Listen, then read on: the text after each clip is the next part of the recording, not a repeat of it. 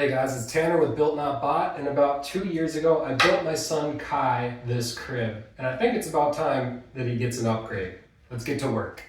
We're going to jump right into this project. This is going to be a really special build for my son Kai. We're transitioning from the crib to his big kid bed, and it isn't going the best. He has a lot of bad dreams and he's scared of monsters under his bed, so this is hopefully going to help with that problem.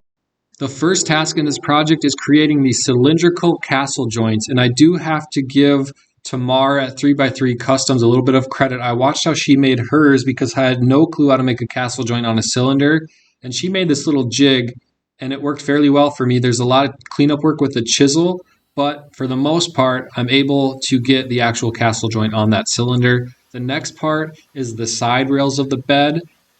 The headboard and the footboard of this bed, I've got something special planned, so you're going to have to stay tuned for that. There's several ways that you could make these lap joints that intertwine inside of that castle joint as a whole. I decided to hog out most of the material with a spade bit and my jigsaw, being sure to stay on the inside of my layout line because the jigsaw can get a little out of hand sometimes. To make this whole operation a little more precise, I created this jig in which I could use a flush trim bit with a top bearing to transfer the precise measurement down onto my workpiece, and then I just finish it up again with a bottom bearing flush trim bit to create a nice tight joint. Now all that's left is to square up all these corners because they're curved due to the shape of the router bit, so I just take my chisel and get those to a nice tight 90-degree angle. At this point, I was just getting a little bit too excited and I wanted to see how this all was going to come together. So I went in for a dry fit a little sooner than I probably should have. And this joint was way too tight and I made a huge mistake and tried to tap it in with my mallet. In doing this, I created a small crack on that outer lap joint that I had to repair. The key takeaway from this is if you're building a lap joint or a castle joint and it doesn't slide in with minimal force, that you should probably go back and sand away some of the material. Thankfully, not all was lost here. I was able to repair that crack and you can really hardly tell that it's even there. And I'm going to go back and instead of testing all these joints that I was about to and clean everything up with the chisel to make that joint go together a lot easier. So I cut out this arch on my shaper origin on a 1/2 inch sheet of MDF, and this is one of the cross braces for the bed frame itself. And what I'm going to do is just trace this out onto here, and then I'm going to cut this arch on my bandsaw and then flush trim it onto my template. I've been putting this bandsaw through a lot of work lately, but it's still cutting really well. The key is to stay outside of your layout lines and then work your way up to them with the flush trim bit. I'm using some 3M double-sided tape to hold my jig in place, and that actually is extremely strong, surprisingly strong, really. And oftentimes I end up breaking my form trying to remove it from the double-sided tape. So if you have any other methods that work a little bit better, I'd love to hear them in the comments below.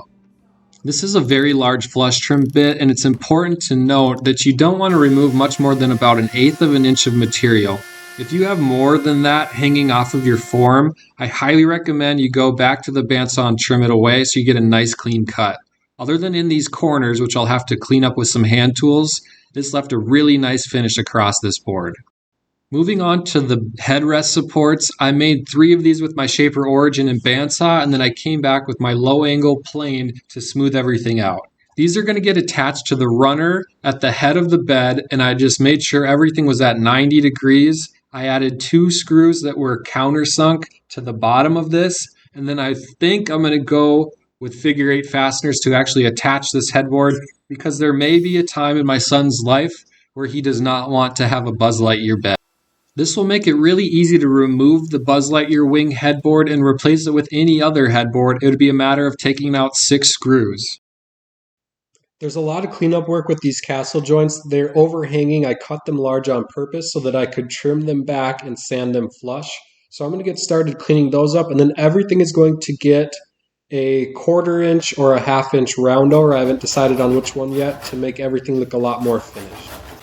After removing the bulk of this material with my hand saws, I switched over to my Kutzall grinding disc, and this thing is extremely aggressive and gets rid of material really fast, almost too fast, and I got a little carried away in some spots, in which I had to touch up a little bit later on in this build. but it did allow me to get that end grain sand and ground down really quickly.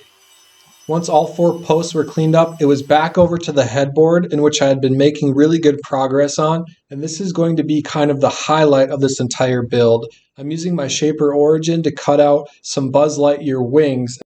My son loves Toy Story, and Buzz Lightyear is his favorite character. He has a little action figure that he sleeps with every night to help fight off the monsters and keep the bad dreams away. So I figured having this as the headboard would help give him a little bit of peace of mind and hopefully allow him to sleep a little bit better at night. I was getting really excited at this point and just wanted to see what it looked like.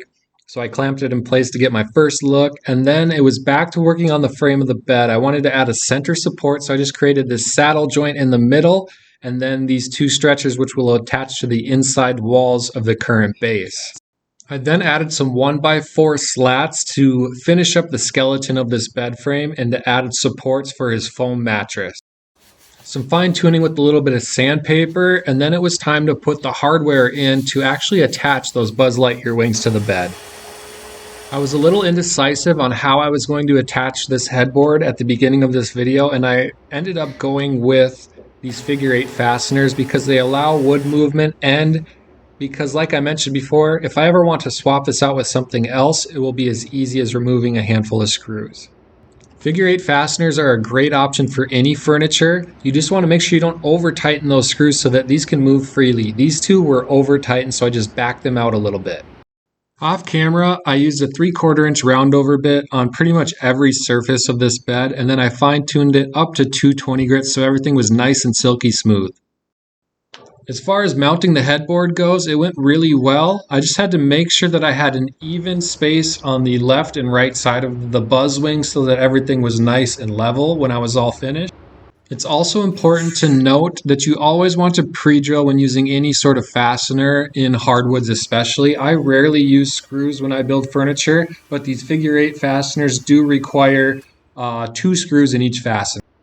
If you don't pre-drill, you run the risk of the wood cracking, which would be catastrophic at this point in the build. With the headboard installed, everything is ready for some Rubio monocoat. I ended up using Smoke 5% on this because it leaves it looking really natural and light, and that's exactly what I wanted.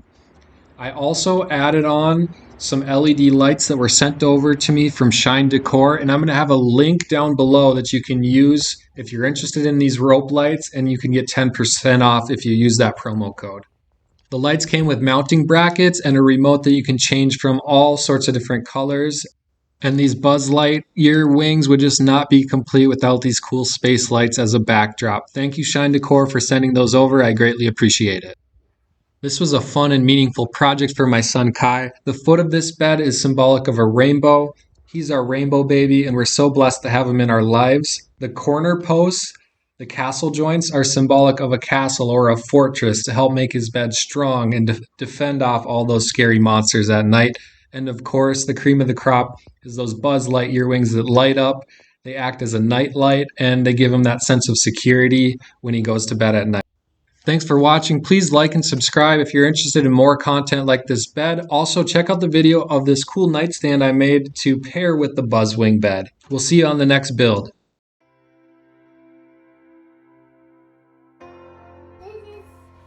This is Buzz Lightyear.